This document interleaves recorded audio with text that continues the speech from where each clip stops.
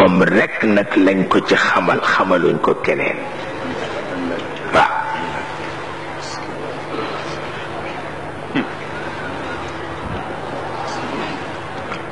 ba tax na kon nag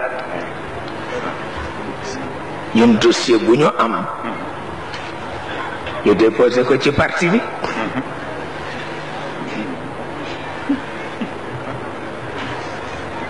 dossier bu ñu am ñu déposé ko ci parti bi. parti bi suñu parti la ba nu xale lañ ci nekk. Alaaji Habib Sy moo ma ci dugal. moo tax Senghor daan wax ni sama premier partisan mooy Habib Sy. Cheikh Tidiane mooy sama premier militant. ne nit ñi xamuñu loolu.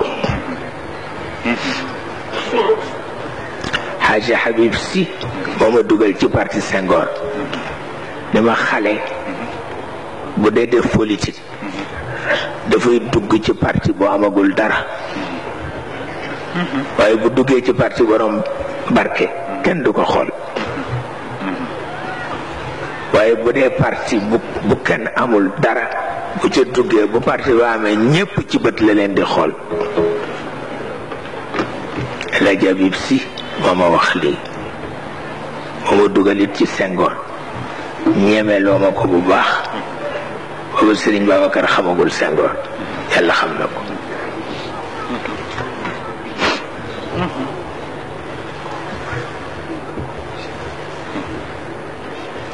léegi nag